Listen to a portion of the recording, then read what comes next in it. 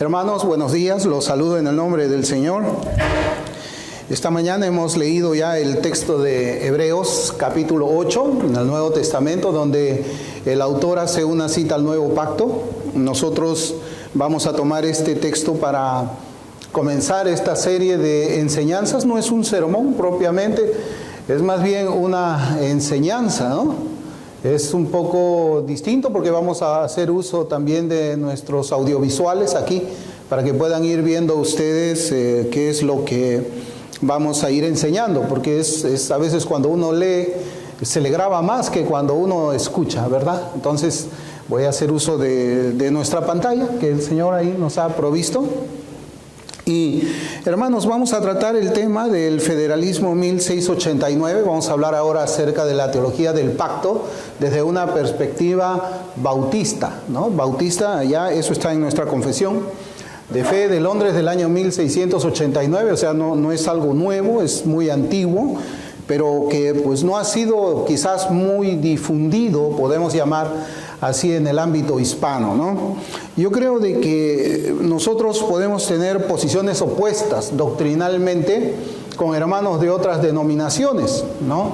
Es normal de que nosotros no pensemos exactamente lo mismo en cuanto a ciertas doctrinas, y esta es una de esas. Nosotros tenemos diferencias con los hermanos paidobautistas, ¿no? Paidobautistas, nosotros tenemos diferencias con ellos, y son pues diferencias que nacen a partir de la teología del pacto, ¿no? Por ejemplo, hablando de posiciones opuestas, pero que debemos tener una actitud amable, yo muchas veces les he comentado que he tenido una gran amistad con un pastor, el pastor Jorge Rojas, allá en los Estados Unidos, que él era arminiano de hueso colorado, o sea, 5 puntos arminiano, y yo era 5 puntos calvinista, pero a mí me gustaba caminar con él, me gustaba ir a su casa, orar con él, me gustaba escuchar sus predicaciones también, y tuve una amistad muy, muy grande con él, a pesar de estas diferencias, ¿no? Y muchas veces yo he podido ver de que tristemente, hermanos, no es lo mismo a veces en este tema de la teología del pacto y en nuestras diferencias con paidobautistas.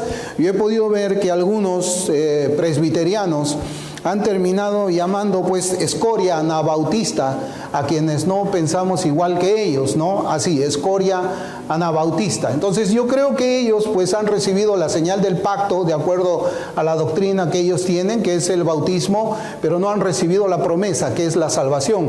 Porque un creyente verdadero nunca puede hablar de esta manera, nunca puede hablar. Y en esta enseñanza, hermanos, yo lo que quisiera es que nosotros siempre tratemos en amor a los hermanos con quien podemos tener algunas diferencias, ¿no? Yo sé que también dentro de los bautistas podemos encontrar algunos que piensen igual que nosotros, o piensen igual que nosotros.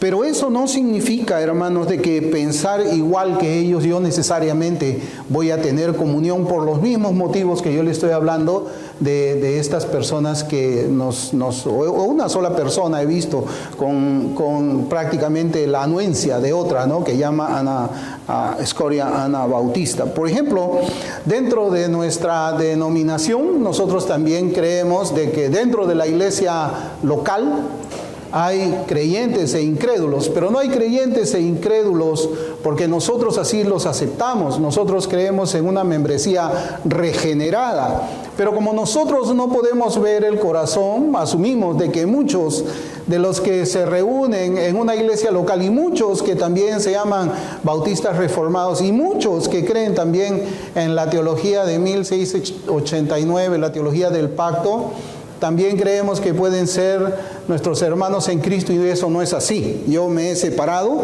precisamente porque, pues, ustedes saben que yo me he separado porque en el capítulo 6 de Proverbios, en el versículo 16 hasta el 19, ahí hablan de 7 cosas que aborrece el Señor, ¿no? El Señor, por ejemplo, aborrece la lengua mentirosa, aborrece también el testigo falso que habla mentiras.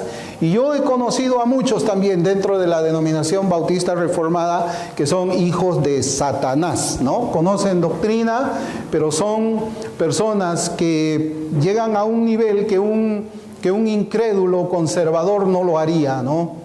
Son personas que calumnian, son personas que hablan mentiras, y pues con ellos, a pesar de que pueden creer quizás de la misma manera que nosotros en esto de la teología del pacto, yo me separo de ellos, me he separado de ellos, y así como el Señor los aborrece y seguramente los reprueba, yo también pues no los aborrezco, pero los repruebo y no tengo comunión con ellos. Entonces, hemos leído pues Hebreos 8, y ahora sí yo quisiera hablar con ustedes luego de esta pequeña introducción acerca de la teología del pacto. Entonces, ahí nosotros tenemos como portada que dice Federalismo 1689. Yo quisiera que vayamos primeramente a la imagen que está allí, a una imagen. La siguiente imagen, ahí vamos a leer que es un pacto. Yo espero que lo puedan leer. No, lo pueden leer ahí. Dice, pues un pacto es un acuerdo vinculante o contrato entre dos partes con sanciones o recompensas. En el contexto de la teología del pacto, se refiere especialmente a los diversos pactos que Dios ha establecido con la humanidad a lo largo de la historia. Así es, esta es una definición, hermanos, y seguramente en los siguientes estudios yo les voy a traer otras definiciones para ir afirmando en nuestras mentes y en nuestros corazones qué significa un pacto en esta doctrina de la teología del pacto. Es más, vamos a ver de que Dios trata con los seres humanos a través de pactos. Y es Dios quien toma la iniciativa en el pacto, ¿no? Es Dios quien toma soberanamente la iniciativa. Entonces, en la siguiente imagen yo quisiera que podamos revisar, hermanos, qué cosa o cuáles son los elementos de un pacto. Los elementos de un pacto son 5. Yo he resumido 5, pero vamos a ver posiblemente menos. Ahí vemos los 2 primeros y yo les voy a leer. Primero vamos a enumerar las partes involucradas en un pacto, ¿no? Las partes involucradas, un pacto involucra típicamente al menos a 2 partes, siendo Dios siempre una de ellas. En el pacto de redención, si quiere vaya anotando ese pacto, en el pacto de redención, porque vamos a tratar de ese pacto hoy día. En el pacto de redención se involucran las 3 personas de la Trinidad. En el contexto de los pactos de Dios con los seres humanos, Dios es la parte soberana que inicia y mantiene el pacto. Entonces, hay partes involucradas en un pacto, y nosotros vamos a ver más adelante de que existe lo que se conoce en la teología federal, la cabeza del pacto o el representante de ese pacto con quien Dios está haciendo pacto, ¿no es cierto? Luego vemos las condiciones y promesas. Los pactos, por lo general, contienen estipulaciones, condiciones o requisitos y promesas, que son bendiciones o consecuencias.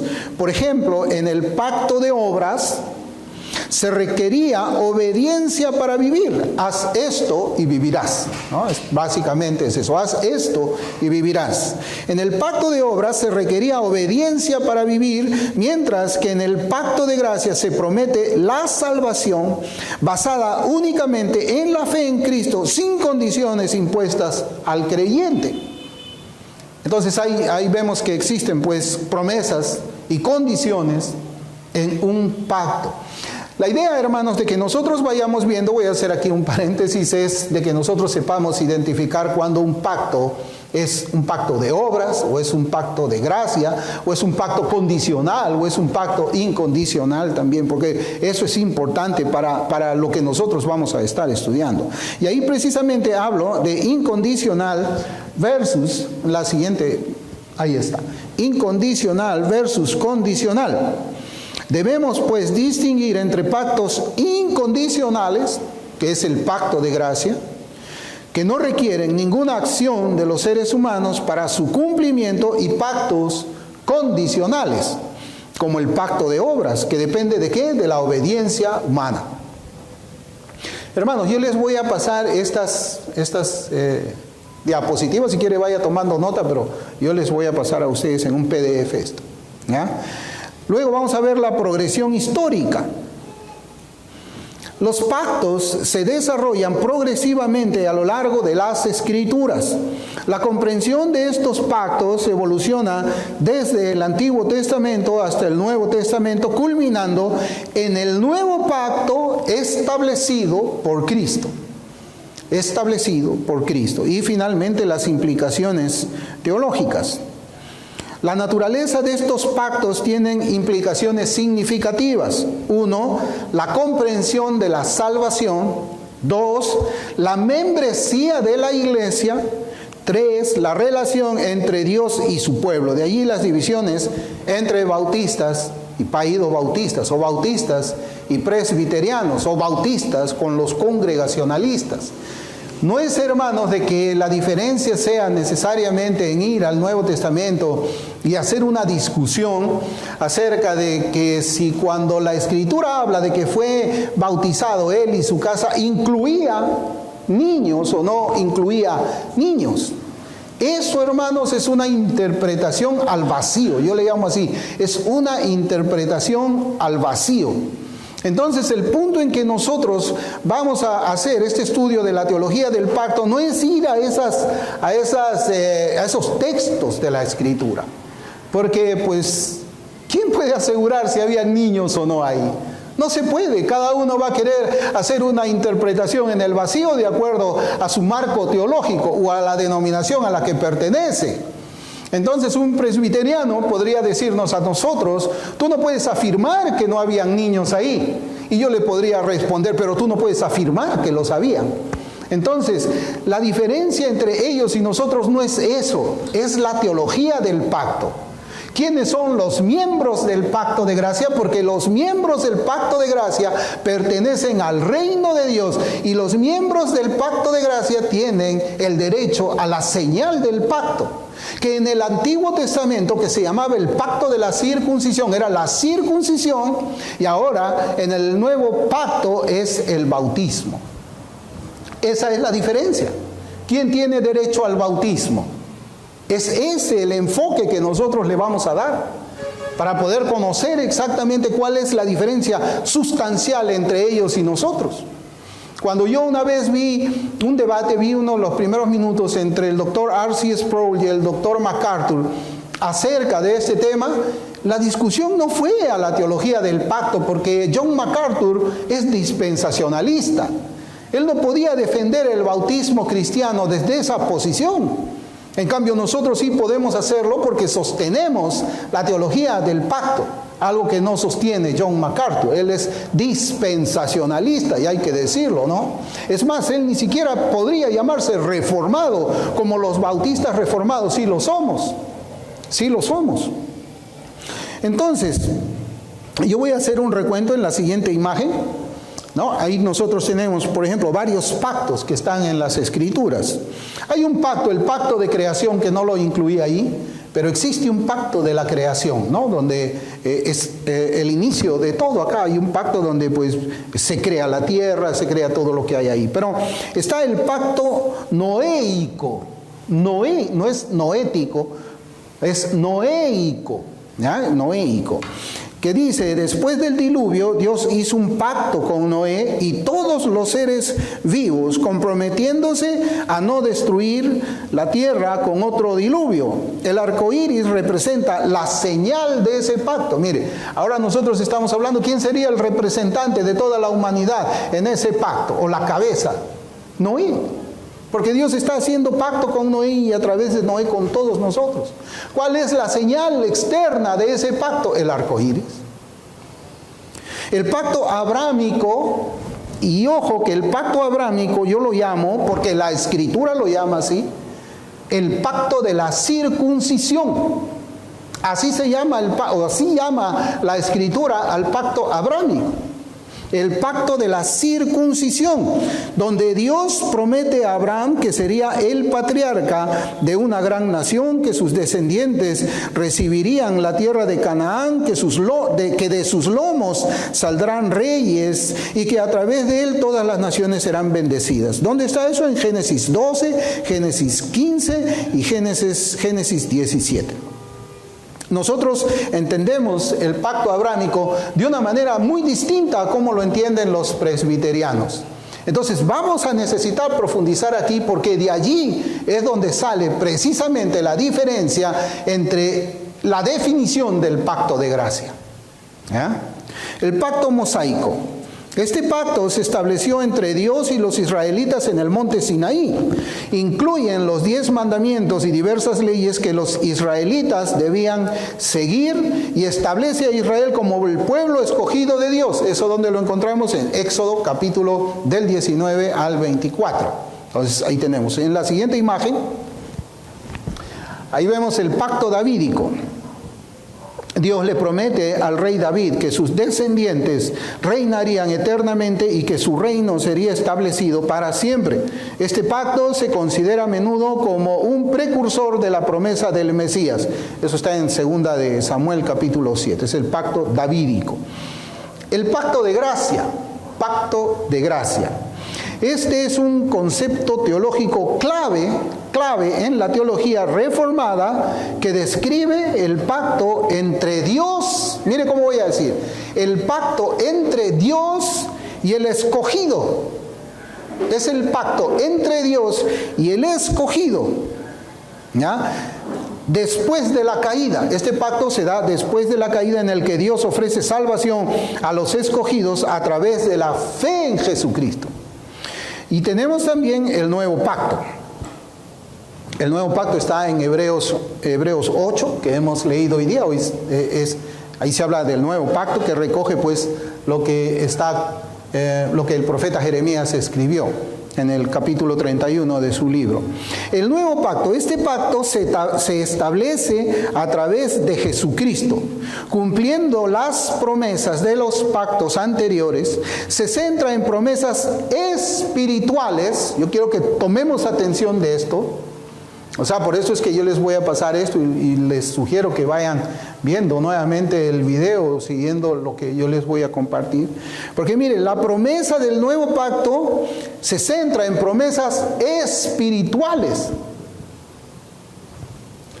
como el perdón de los pecados, la interiorización de la ley, porque ahí dice que el Señor va a escribir su ley en nuestros corazones, y el establecimiento de una relación personal con Dios a través de la fe en Jesucristo, tal como se profetiza en Jeremías capítulo 31, versículos del 31 al 34, y se confirma en el Nuevo Testamento, en Lucas 22, 20, cuando el Señor Jesucristo dice, porque esta es la sangre del nuevo pacto.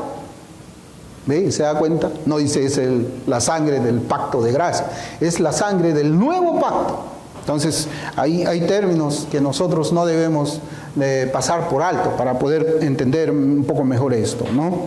Y está en Lucas 22, 20 y en Hebreos 8, desde el versículo 6 al 13. Ahí en Hebreos 8, del 6 al 13, vamos un poco a ver el comentario que hizo John Owen de la epístola a los Hebreos. Hermanos, esto que yo les estoy enseñando es producto de mi lectura. Yo no soy muy acostumbrado así a estar viendo videos en internet. Yo soy más de leer libros y procuro leer los libros siempre prestando atención a qué cosa es lo que va hablando cada palabra que el autor va escribiendo.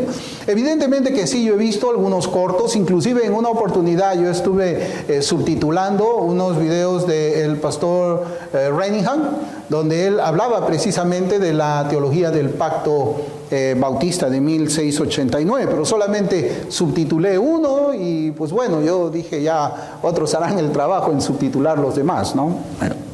Entonces, en la siguiente imagen, yo quiero que nosotros nos enfoquemos, centremos nuestra atención a dos clases de pacto. ¿Ya? Hemos visto una serie de pactos, pero vamos a enfocarnos en dos clases de pacto. Primero, el pacto condicional y también en un pacto incondicional. El pacto condicional, este tipo de pacto se basa en condiciones específicas que deben ser cumplidas por una o ambas partes. El cumplimiento de las promesas dentro del pacto depende de la ejecución de estas condiciones. Ahí yo lo he subrayado también. Por ejemplo, ahí vemos el pacto mosaico. El pacto mosaico es visto como condicional, donde la obediencia a las leyes de Dios es requerida para recibir las bendiciones. Y nosotros, hermanos, interactuamos también en nuestra vida diaria haciendo pactos condicionales o incondicionales. Por ejemplo, yo le comentaba a mi esposa que nuestro hijo Caleb pues estaba bajo un pacto condicional con nosotros, donde le decimos a él, haz esto y te vamos a dar esta recompensa. Eso es básicamente un pacto condicional. Limpia tu cuarto y te voy a dar permiso para que salgas a jugar. Eso es un pacto condicional. O sea, hasta en lo más mínimo nosotros podemos encontrar la definición en nuestras actitudes diarias, familiares. Luego, el pacto incondicional. Ya vimos lo que es un pacto condicional. Haz esto y tú recibes esto. Básicamente eso. Ahora, en el pacto incondicional, en contraste, es un pacto donde las promesas hechas por una parte no dependen de las acciones o respuestas de la otra parte. Es como, otra vez diciendo, ¿no? Siguiendo el ejemplo que yo les comentaba de mi hijo, es como que yo le dijera, bueno, sí, te voy a invitar al cine, no importa si te portas bien, no importa si tú te portas mal, yo te voy a dar esto a ti. No depende de lo que él hace, no depende de la obediencia, no depende de las obras, sino depende de que simplemente yo le quiero regalar algo independientemente cómo es que él se comporte. Entonces, siguiendo ahí, las promesas de Dios están garantizadas independientemente del comportamiento humano. Un ejemplo de ello es el pacto de gracia. Ahora, el pacto de gracia lo vamos a desarrollar, pero quiero ponerlo como ejemplo, ¿no? El cual se caracteriza por la promesa de Dios de salvar a quién. ¿Cuál es la sustancia de este pacto? ¿Qué es lo que promete? Bueno, la promesa del pacto de gracia es sin lugar a dudas la salvación del elegido. Eso es lo que promete el pacto de gracia. Salvar al escogido en Cristo. Salvar al elegido sin ninguna condición que deba cumplir para recibir esta salvación. Y eso lo vemos en Romanos 11:6. No hay ninguna condición. Claro, alguno puede decir, no, pero es necesario creer en Jesucristo. Esa es la condición, es la fe. ¿Verdad? Alguien podría decir eso. Pero ¿qué pasa si Dios es el que te da la fe también? Y la fe no es tuya. Porque si es por gracia, ya no es por obras. Y si es por obras, ya no es por gracia. No, pero también tienes que arrepentirte. Pero Dios te da el arrepentimiento. Dios te da la fe y el arrepentimiento para que tú puedas convertirte de tus malos caminos. ¿No es eso un pacto de gracia? En cambio, nosotros vemos pues de que aquel que, por ejemplo, cree en el libre albedrío, tampoco estaría de acuerdo con esto, ¿no? Porque el que cree en el libre albedrío diría, no, Dios no, nosotros tenemos que poner nuestro granito, yo tengo que creer. Y cuando se evangeliza, el arminiano habla de esa manera, ¿no? Tienes que creer, si tú no crees, pon tu fe para que tú seas salvo. Cuando la oración o el consejo sería más bien, pídele a Dios que te ayude a creer, pídele a Dios que te ayude a arrepentirte. Esa es la forma como nosotros de repente evangelizamos, ¿no? Hay otra definición importante para nuestro estudio y trata acerca de la cabeza del pacto, en la siguiente imagen. En la cabeza del pacto, y yo voy a citar a Nehemías Cox. Yo voy a citar, a través de todo el estudio, yo voy a citar bastantes cosas de Nehemías Cox, ¿no? Yo tengo un libro de él, no me acuerdo del nombre, no lo puse acá, pero yo lo tengo, lo he leído, ¿no? Bueno, ¿qué cosa es la cabeza del pacto? Bueno, según Nehemías Cox, dice, su pacto de Dios siempre se realizó con alguna cabeza o representante, Esto también merece ser señalado por nosotros, que aquellos pactos que Dios ha hecho, en los que han estado involucrados la humanidad en general, o un número selecto de hombres en particular, le ha placido transaccionar primero con alguna persona pública, cabeza o representante para todos los demás que deban estar contenidos en ellos. Eso lo vamos a ir viendo, no se preocupe, ¿no? Pero esa es una definición que yo quisiera que nosotros también lo veamos de una manera técnica, ¿no? Es así como ciertas personas, como Adán, Noé, Abraham y Cristo son consideradas cabezas de sus respectivos pactos. Por ejemplo, Adán es visto como la cabeza federal de la humanidad en el pacto de obras. ¿Qué significa? Que Adán fue nuestro representante. Adán fue nuestro representante. Romanos 5:12 dice, por tanto, como el pecado entró en el mundo por un hombre, y por el pecado la muerte, así la muerte pasó a todos los hombres por cuanto todos pecaron. Es decir, Adán fue la cabeza federal de toda la humanidad cuando él estuvo en el Edén. Entonces, cuando Adán cayó, todos caímos. Alguien puede decir, no, pero eso es injusto. Bueno, Cristo es la cabeza federal del pacto de gracia. Y Él también hace obras, Él va a la cruz, Él se inmola por nosotros, se sacrifica por nosotros, de tal manera de que podamos recibir también nosotros, en Él que es nuestro representante, la salvación. Eso también sería injusto. Pero no es así, ¿no?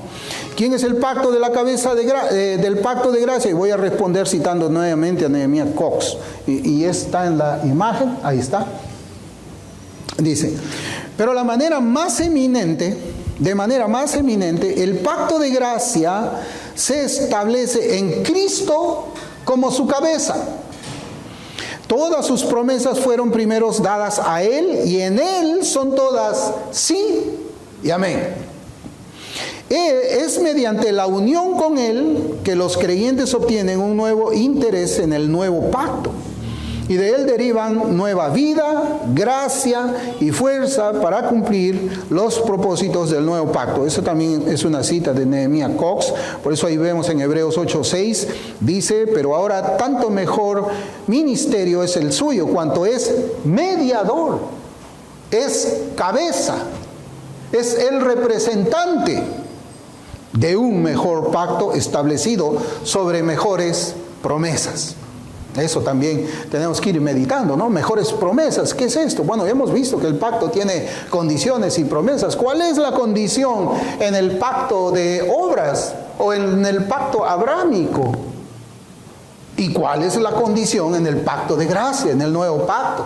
¿Cuál de esos pactos tiene las mejores promesas? La del pacto de gracia, el nuevo pacto. De ahí, y podemos citar un solo versículo que resume esta realidad espiritual en la imagen que viene, ahí está. Dice en 1 Corintios 15:22, dice, porque así como en Adán todos mueren, miren cómo dice, en Adán todos mueren, también en Cristo todos serán vivificados. Evidentemente que nosotros sabemos qué significa la palabra todos en cuanto a Adán y qué significa la palabra todos en Cristo. ¿Por qué? Porque cuando hablamos del pacto de gracia, estamos hablando también del pacto de redención. Y sabemos, como dice la Escritura, no es de todos la fe, entonces todos no son salvos, pero todos los escogidos sí lo van a hacer. Todos los escogidos sí lo van a hacer. Y el puritano John Trapp comenta de la última parte del versículo con las siguientes palabras. Ahí está. Dice, serán todos vivificados, los santos serán resucitados en virtud de la unión con Cristo. Esa parte, hermanos, mire, John Trapp es presbiteriano, pero él habla muy bien aquí. Y yo estoy 100% de acuerdo con él, porque él dice, en virtud de la unión con Cristo, para la gloria. Los impíos serán arrastrados a su tribunal por su poder omnipotente como juez para ser lanzados de allí al tormento del infierno. En la siguiente imagen. A ver. Entonces son muchas las preguntas que iremos respondiendo con las Escrituras en nuestras manos. Por ejemplo, ¿es el pacto abrámico el pacto de gracia? ¿Es el pacto abrámico un pacto condicional o un pacto incondicional? ¿Es posible que un miembro del pacto de gracia sea quitado de él? No, esas son preguntas, hermanos, que yo creo que son legítimas hacernos, ¿no? Los niños siempre preguntan, ¿y por qué? ¿Y por qué? ¿Y por qué? Y se envuelven pues en una cadena de ¿y por qué? Nosotros también podemos hacer preguntas para reflexionar acerca de nuestra propia teología, ¿no? En la siguiente imagen Para continuar con nuestras definiciones en este estudio, yo quisiera hacer ciertas reducciones, ¿ya? Quiero hacer ciertas reducciones. El pacto condicional, ya lo hemos visto, es un pacto de obras. Haz esto y yo te recompenso con esto. Y el pacto incondicional es el pacto de gracia. Yo te doy esto sin importar si tú obedeces o no estás, o sin exigirte nada, ¿no? La siguiente imagen. ¿Quiénes están incluidos en el pacto de obras? ¿Quiénes? Y a mí me interesa mucho, hermanos, así, hablar sobre base de preguntas para despertar, ¿no?, esa inquietud teológica, y que inmediatamente cuando tenemos la pregunta o he soltado la pregunta, inmediatamente deben de estar corriendo pues muchos textos de las Escrituras por nuestra cabeza. Bueno, pero ¿quiénes están incluidos en el pacto de obras? El pacto de obras incluye principalmente a Adán como el representante o cabeza federal de todos los seres humanos, donde su obediencia o desobediencia afectaría no solo a él mismo, también a todos sus descendientes. Este pacto fue establecido por Dios con Adán en el jardín del Edén, donde los términos eran claros. Adán recibiría vida eterna y bendiciones por su obediencia a los mandamientos de Dios, ¿no? Cuando el Señor le dice, de todos los árboles puedes comer, pero de este no, porque el día que tú comas de este árbol, que es del conocimiento del bien y del mal, ¿qué le dice? Ciertamente morirás. O sea, ahí está la condición. En tanto que él no coma y se mantenga en obediencia, porque él fue creado para poder obedecer o desobedecer. Nosotros no. Nosotros cuando nacimos con una tendencia que ya vamos a ver dentro de un momento. Entonces, en tanto él se mantenía en obediencia, ¿qué tenía él? Vida eterna para él y para sus descendientes. Ya. Dado que la desobediencia de Adán condujo a la caída, se considera que todos los humanos están bajo la maldición de este pacto, al que a menudo se hace referencia como pecado original. ¿Sí alcanzan a leerlo, hermanos? Está un poco difícil, ¿no? Yo creo que las próximas las voy a traer un poco más grandes, no sé cómo.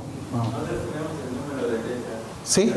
Me alcanzan el número de letra y ya con eso yo puedo ir haciendo las diapositivas, ¿no? Claro, se conoce como el pecado original. En Oseas 6:7 dice, mas ellos, cual Adán, traspasaron el pacto. Allí prevaricaron contra mí, ¿no? Y esto pues, esta caída, la caída de Adán, cuando Adán falla, ¿qué es lo que trae como consecuencia? La necesidad de redención. ¿Por qué? Porque como Adán cayó y toda su posteridad, si no se hubiese pensado en la redención, todos moriríamos. Todos iríamos al infierno. Entonces trae la necesidad de redención que conduce al posterior pacto de gracia, ¿no? Ahora, ¿quiénes son los que están en el pacto? Yo no pensé que era, bueno, una cosa es verlo en la laptop y otra cosa es verlo acá, ¿no? Pero les prometo que voy a traer unas más grandes. Bueno, ¿quiénes están incluidos en el pacto de gracia? Y aquí es donde yo tengo que hacer una distinción. ¿Quiénes están incluidos en el pacto de gracia? Aquí yo tengo que hablar de esta manera. Yo no puedo decir todos creemos que dentro del pacto de gracia estamos estos. No. Porque los hermanos presbiterianos, ellos tienen una definición distinta, una respuesta distinta a la pregunta ¿quiénes están incluidos en el pacto de gracia? ¿Ya? Nosotros los bautistas creemos que en el pacto de gracia están incluidos todos aquellos que son salvados por la gracia de Dios a lo largo de la historia. Es decir, están incluidos aquellos que Dios ha escogido para salvación. Ellos son los que reciben el favor inmerecido de Dios. Están incluidos los santos de todos los tiempos, tanto del Antiguo como del Nuevo Testamento. Abraham, Moisés y David esperaban con ansias la venida del Mesías y fueron justificados por la fe en las promesas. Mire cómo en el Antiguo Testamento yo hablo. Ellos fueron justificados en virtud de que creyeron la promesa de Dios. En la imagen 9, ¿no? Esta imagen, claro, esa sí se lee. Bueno, yo creo que podemos hacer una declaración legítima cuando digo que aquellos que están en el pacto de obras están en Adán. Y aquellos que están en el pacto de gracia están en Cristo. Así es como nosotros, los bautistas, creemos. La pregunta que viene por sí sola es la siguiente: ¿los hijos de los creyentes nacen en Adán o nacen en Cristo? Esa es la pregunta, hermanos. Porque aquí, miren, yo ya no estoy hablando de bautismo, nada. Yo estoy comenzando a llevar toda mi cadena o mi cascada de pensamientos a hacer esta pregunta. ¿Los hijos de los creyentes nacen en Adán o nacen en Cristo? Bueno, para nosotros es fácil responder, ¿no? Nosotros decimos, los hijos de los creyentes nacen en Adán. O para hablar en términos pactuales, la siguiente imagen, no, creo que es la anterior. Oh, ¿no lo puse? Claro, ahí está, sí, esa es. Los hijos de los creyentes nacen bajo el pacto de obras o nacen bajo el pacto de gracia. Yo no tengo ningún problema en decir que los hijos nacen bajo el pacto de obras, nacen bajo la maldición de Adán. Bajo el pecado original, ellos llevan el pecado original. Nosotros podemos hablar de esa manera. Y como hablamos de esa manera, somos, pues, en algunos casos despreciados por decir eso. Bueno, ahora yo quisiera que visitemos la doctrina de la depravación total. La doctrina, ahí lo va a dejar hasta un momento porque yo quiero ir argumentando algunas cosas, porque eso es una definición, esa es una definición que hace R.C. Sproul. Pero yo quisiera que visitemos la doctrina de la depravación total. La humanidad fue creada en el pacto de la creación con una voluntad capaz de obedecer a Dios y guardar sus mandamientos, o sea, Adán nada más, ¿no? Adán, la cabeza federal, cae y Dios anuncia el protoevangelio en Génesis 3:15. Pero la caída de Adán afecta a toda la posteridad. Romanos 5:12, ya lo hemos leído. Por tanto, como el pecado entró en el mundo por un hombre y por el pecado la muerte, así la muerte pasó a todos los hombres por cuanto todos pecaron. Entonces, cuando hablamos de los efectos de la caída en toda la humanidad, recordamos la doctrina del pecado original, que se conoce como la depravación total del hombre, entendido bajo este concepto que es de Ligonier, Ministerios Ligonier. Y dice, ¿qué significa pues la depravación total del hombre? Significa que la caída fue tan grave que afecta a toda la persona. La caída que captura y atenaza nuestra naturaleza humana afecta a nuestros cuerpos, por eso enfermamos y morimos. Afecta a nuestra mente y nuestro pensamiento. Todavía tenemos la capacidad de pensar, pero la Biblia dice que la mente se ha oscurecido y debilitado. La voluntad del hombre ya no está en su estado prístino de poder moral. La voluntad, según el Nuevo Testamento, está ahora en esclavitud. Estamos esclavizados a los malos impulsos y deseos de nuestros corazones. El cuerpo, la mente, la voluntad, el espíritu, de hecho, toda la persona han sido infectados por el poder del pecado. Así lo dice la Biblia, así lo recoge la teología reformada y así también lo expone el ministerio Ligonier del pastor R.C. Sproul. En el juicio que Dios dicta contra la humanidad, ahora sí pasamos a la otra imagen, en Génesis 3:15 dice, y pondré enemistad entre ti y la mujer, y entre tu simiente y la simiente suya. Esta te herirá en la cabeza y tú la herirás en el calcañar. Ahora, tomemos nota que en este versículo que se conoce como el protoevangelio, vemos que desde la caída de Adán por el mundo caminan dos clases de simientes. ¿No? Si ponemos la otra imagen, vemos aquellos que son de la simiente de la serpiente y otros que son de la simiente de la mujer. Y yo veo así, hermanos, esto de alguna manera es verdad. Es verdad, pero vamos a ver cómo más adelante tratan de salvar esta verdad escritural, ¿no? O dicho de otra manera, el mundo se divide entre aquellos que están en Adán y aquellos que están en Cristo. ¿Alguien tiene una duda de eso? O los creyentes y los incrédulos, o los piadosos y los impíos. Y aquí podemos comenzar haciendo dos preguntas en la siguiente imagen. La primera es esta: todas las personas del mundo nacemos bajo los efectos de la caída o nacemos en la depravación total. ¿Nacemos en Adán o nacemos en Cristo?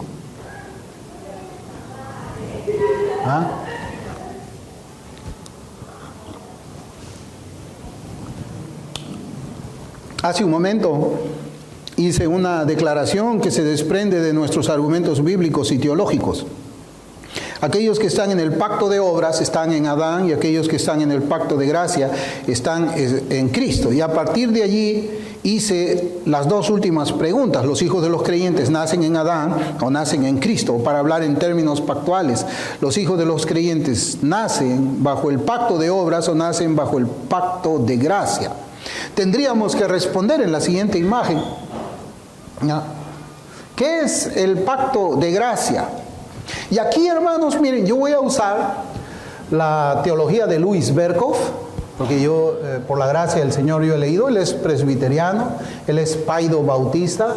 Yo, como les dije, hermanos, yo estoy muy agradecido con Louis Berkhof y con muchos teólogos puritanos del siglo XVII, porque yo, a la verdad, he aprendido mucho de ellos. A mí, ustedes saben, me gusta mucho leer. ¿No? Y yo estoy agradecido. Pero también yo no estoy en completo acuerdo con él en todo lo que él ha escrito. Entonces, lo que yo voy a hacer, hermanos, voy a ir citando extractos de la teología reformada de Louis Berkhof, y voy a citar un extracto de la teología sistemática de Charles Hodge. O sea, ellos son presbiterianos, ellos bautizan niños, son paido bautistas, y yo quisiera que nosotros comencemos a hacer esto. ¿Qué es el pacto de gracia? ¿Qué es?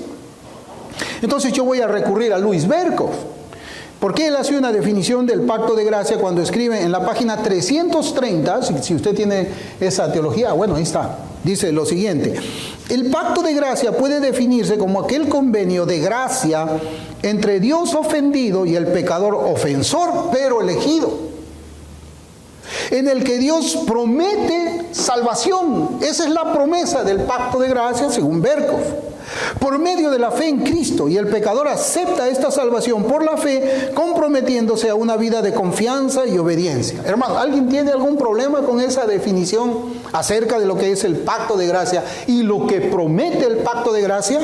Bueno, yo no. Y en esa definición, si pasamos a la siguiente imagen, encontramos los elementos de un pacto.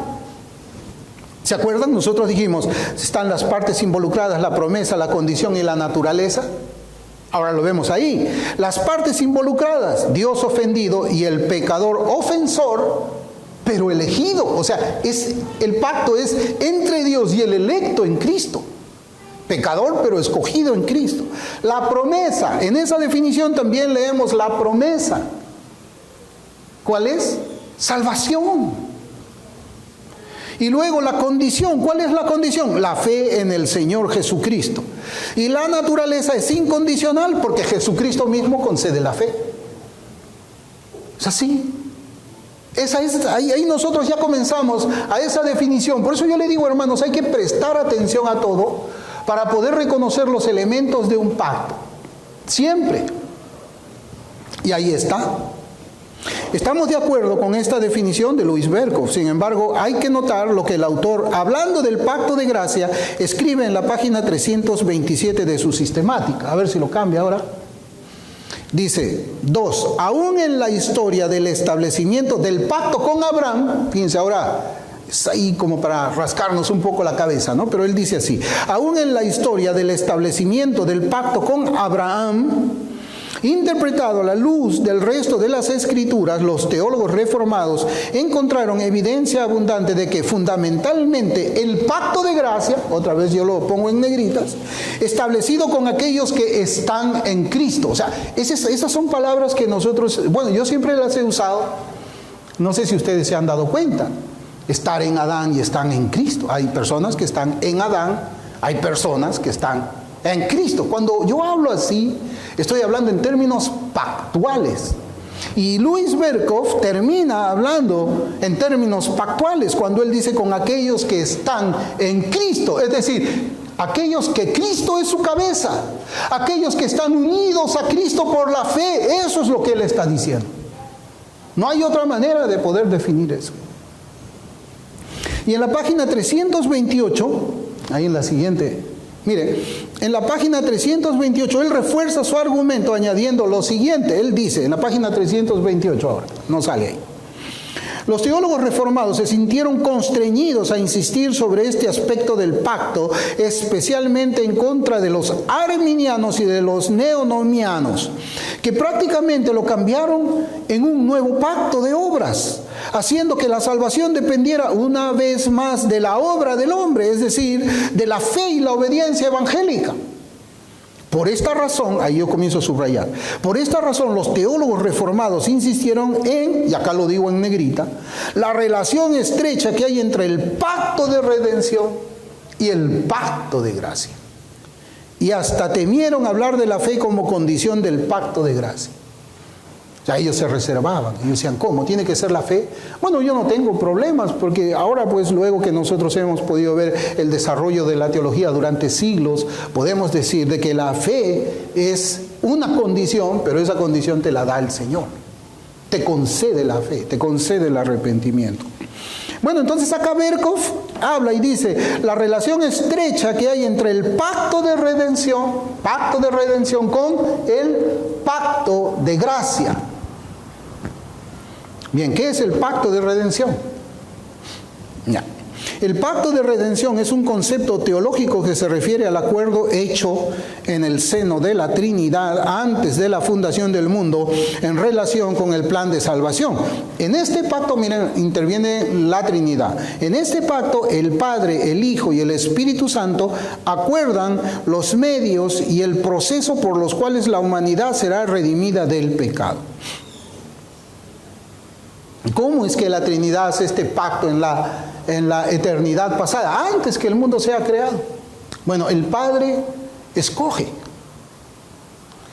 El Padre le entrega a los hijos, los elegidos, para que Cristo haga redención por ellos.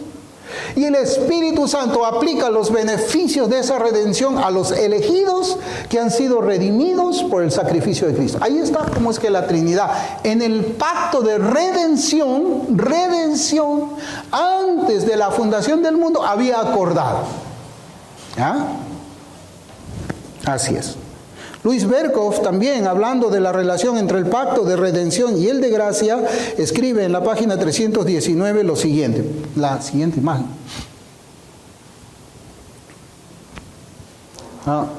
Sí, ese es.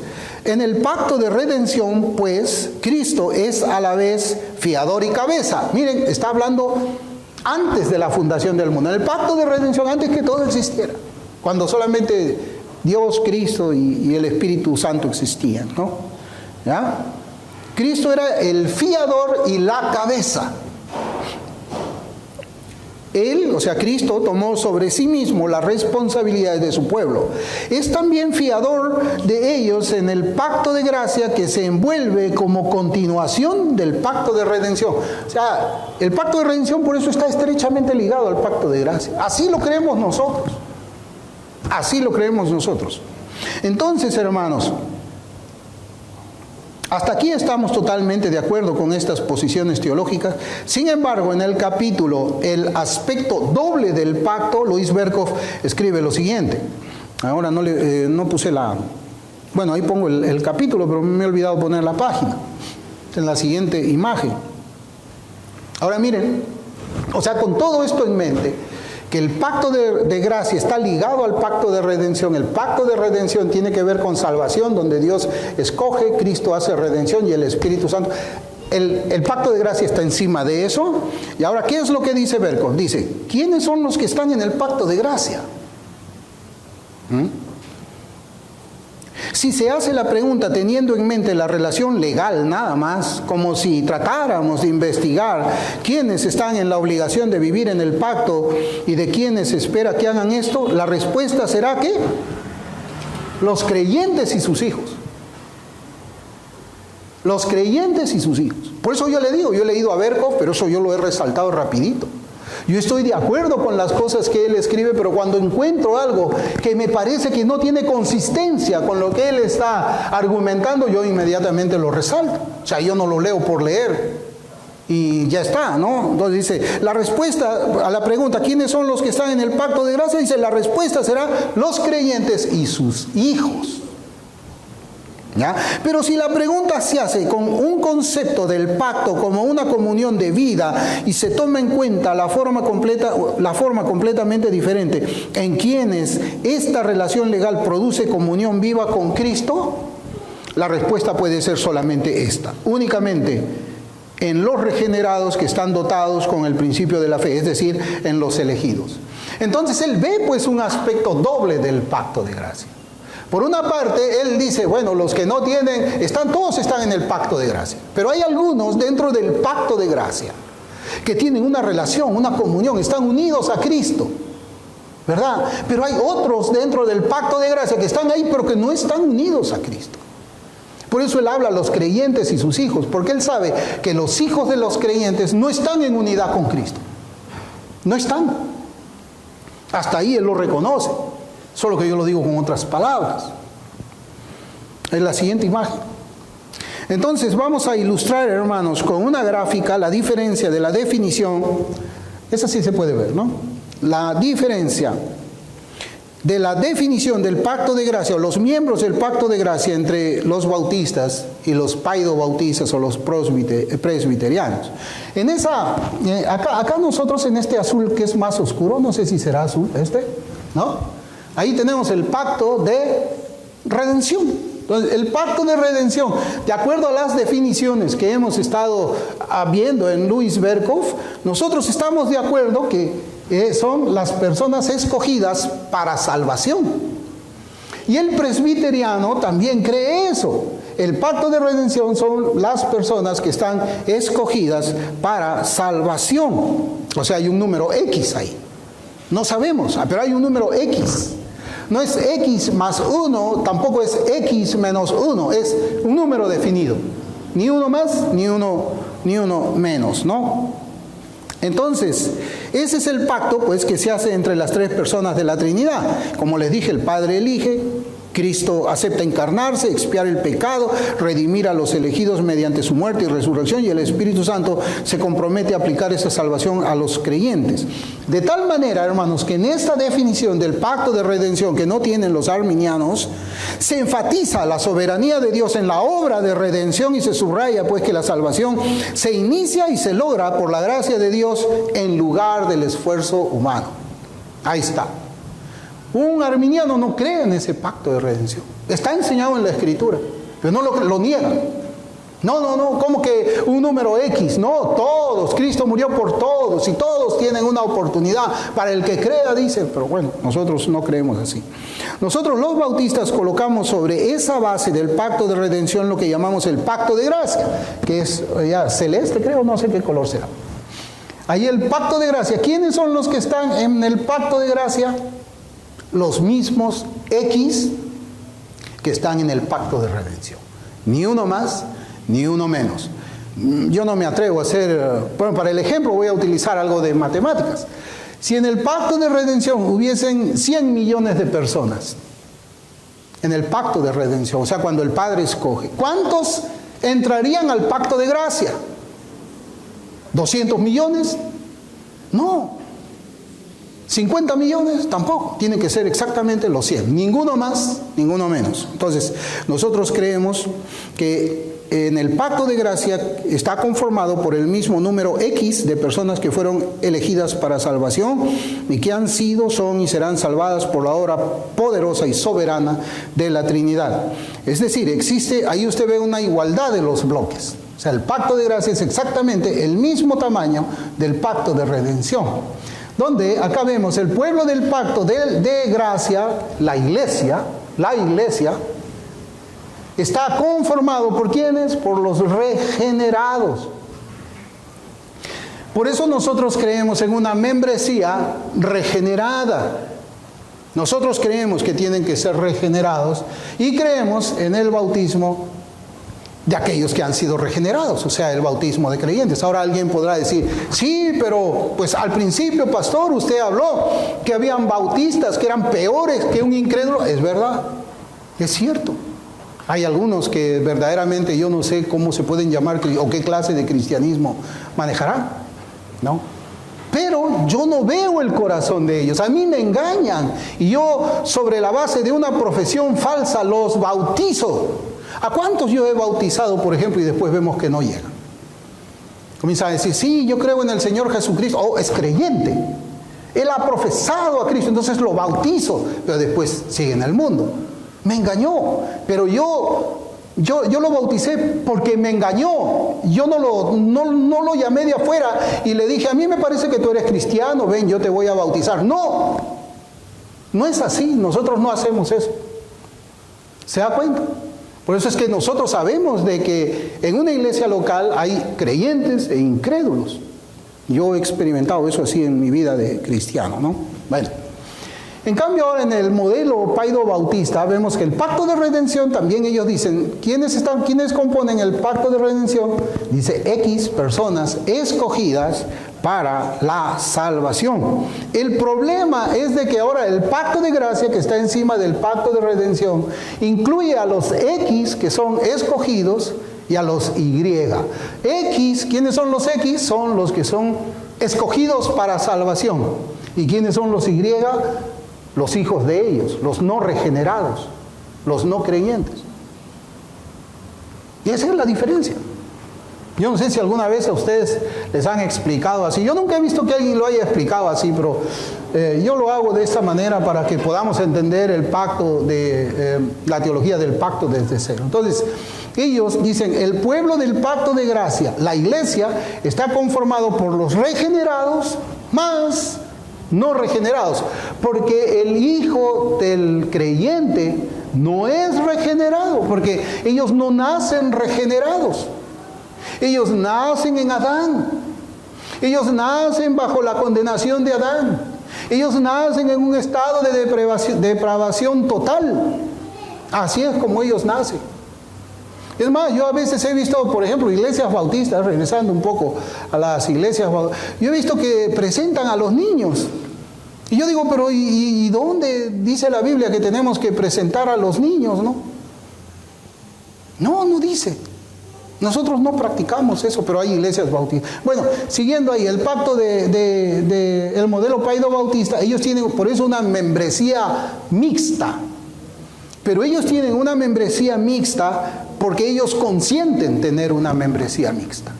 No es que alguien los engañó, alguien se les filtró, alguien le dijo yo soy cristiano cuando en realidad no lo soy.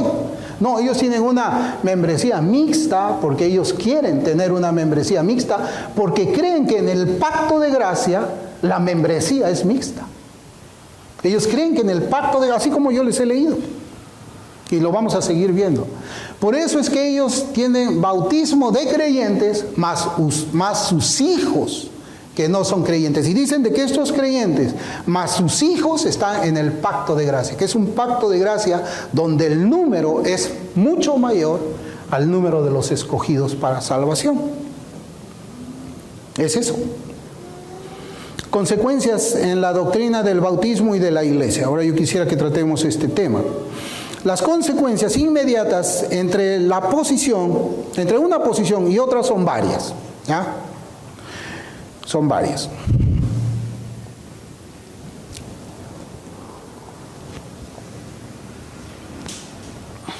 Primero, los bautistas creemos que la iglesia está conformada por los escogidos que han sido regenerados. Miren cómo digo, la iglesia está conformada por los escogidos que han sido regenerados. No, evidentemente hay escogidos que están en el mundo todavía. Pues no, yo era un escogido que vivió en el mundo 40 años. Yo nunca entré a una iglesia evangélica, sino hasta después que el Señor me regenera. Pero yo era miembro del pacto de redención, pero yo todavía no era miembro de ninguna iglesia porque no era salvo.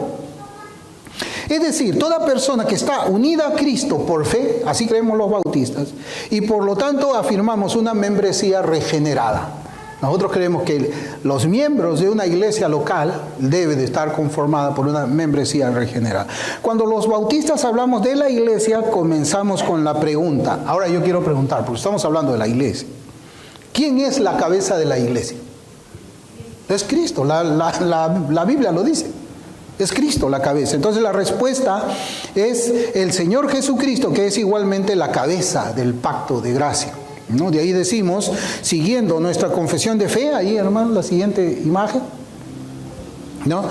En el capítulo 26 de la Confesión Bautista de Fe de Londres de 1689, en el capítulo 26, el párrafo 1 dice: la iglesia se compone del número completo de los electos que han sido, son o serán reunidos en uno bajo Cristo, su cabeza. Y es la esposa, el cuerpo, la plenitud de aquel que llena todo en todos. Entonces, esa es la consecuencia nuestra de lo que estamos viendo, de lo que es el pacto de gracia.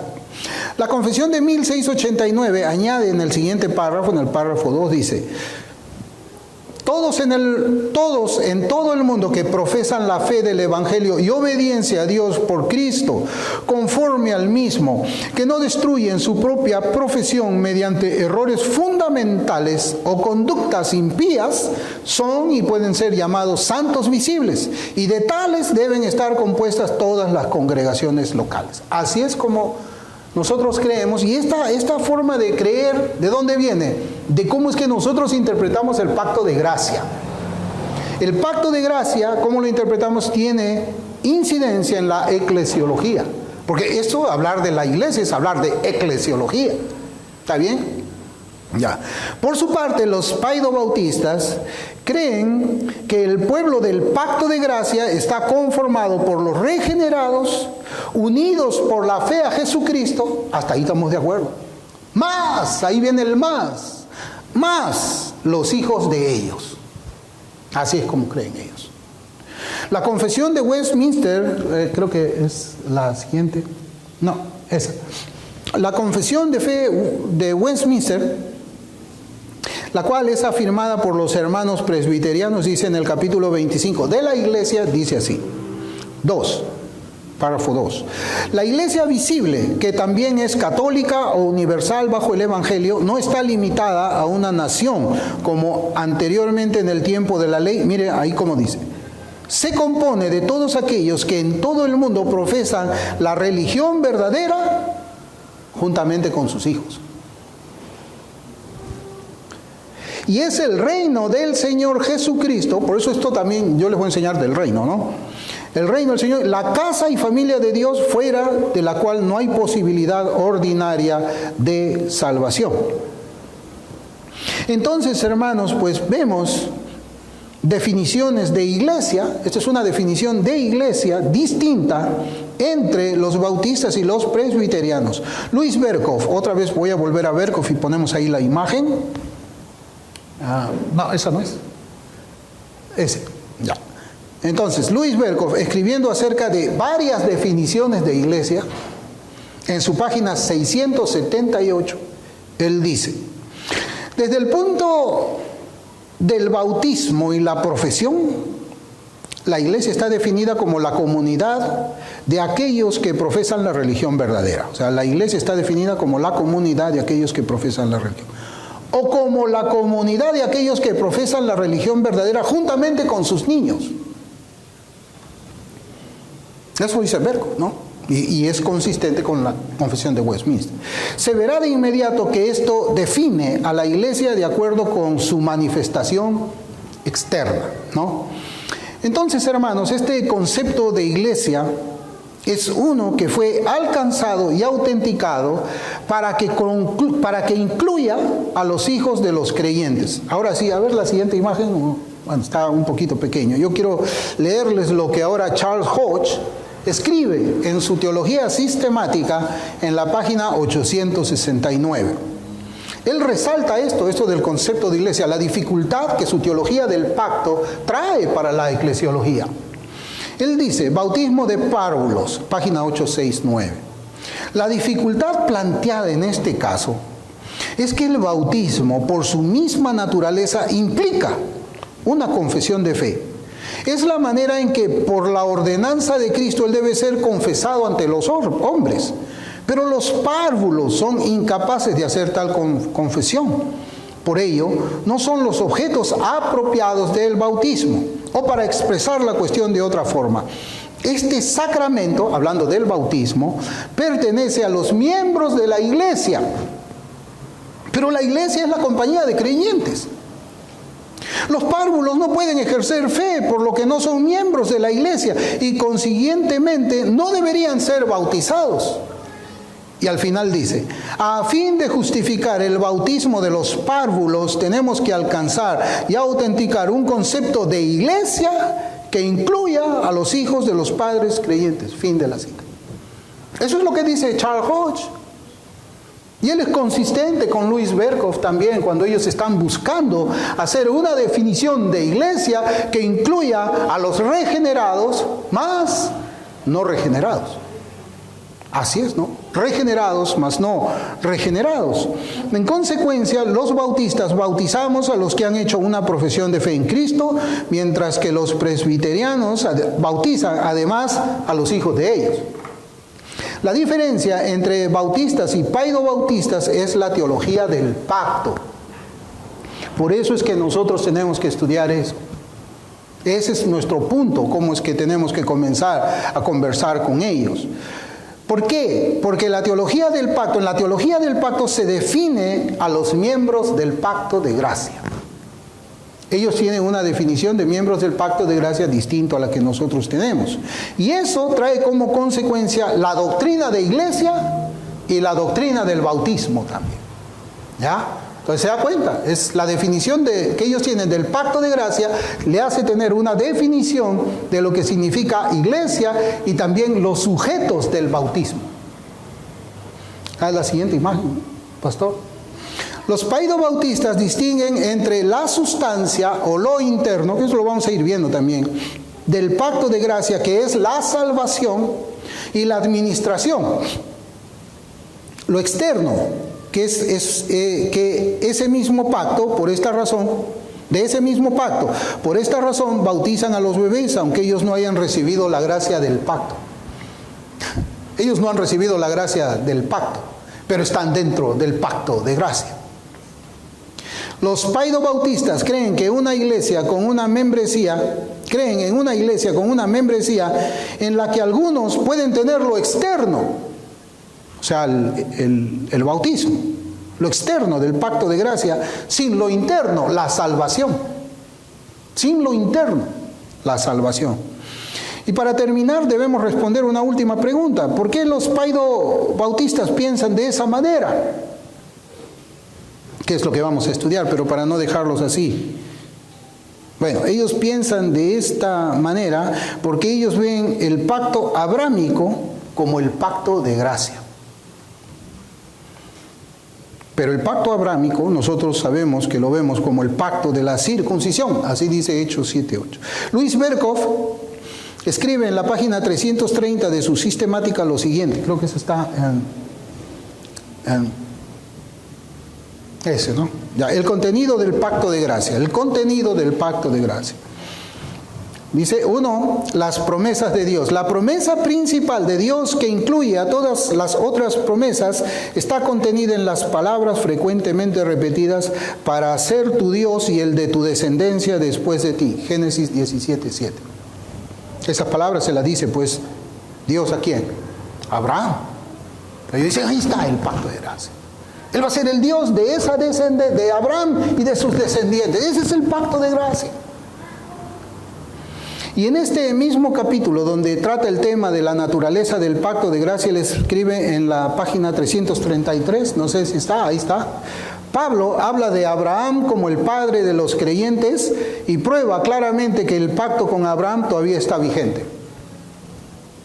Bueno, hermanos, acá se levantan dos preguntas.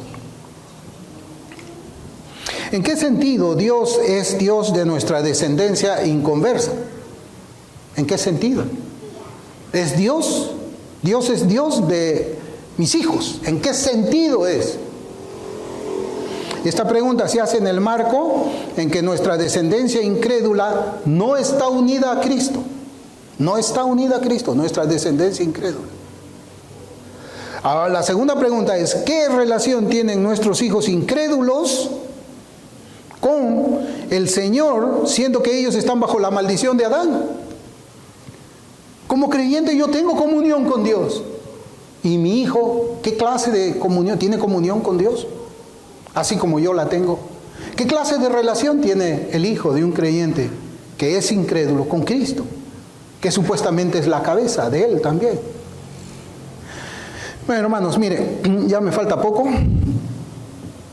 Yo estuve escuchando un